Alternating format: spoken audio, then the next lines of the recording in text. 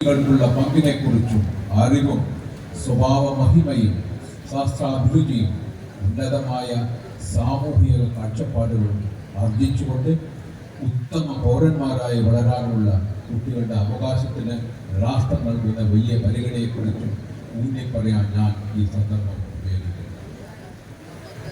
രാജ്യത്തിന്റെ പുരോഗതിയിലേക്കുള്ള പ്രയാണത്തിൽ വിദ്യാഭ്യാസത്തിന്റെ ശക്തിയിൽ വിശ്വസിച്ച ജവഹർലാൽ നെഹ്റു എന്ന പ്രതിഭാഷയുടെ നേതാവിന്റെ ജന്മദിനം നാം ഇന്ന് ശിശുദിനമായി ആഘോഷിക്കുന്നു.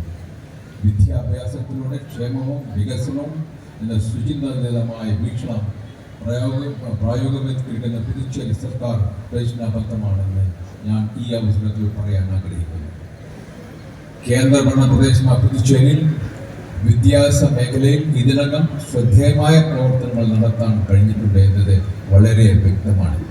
വിദ്യാലയങ്ങളുടെ അടിസ്ഥാന സൗകര്യങ്ങൾ മെച്ചപ്പെടുത്തിക്കൊണ്ടുള്ള പദ്ധതികളും പഠന നിലവാരം ഉയർത്തുന്നതായി CBS കരിക്കുലം നടപ്പിലാക്കിയതും എടുത്തു പറയേണ്ട ചുവടുവയ്പ്പുകളാണ്.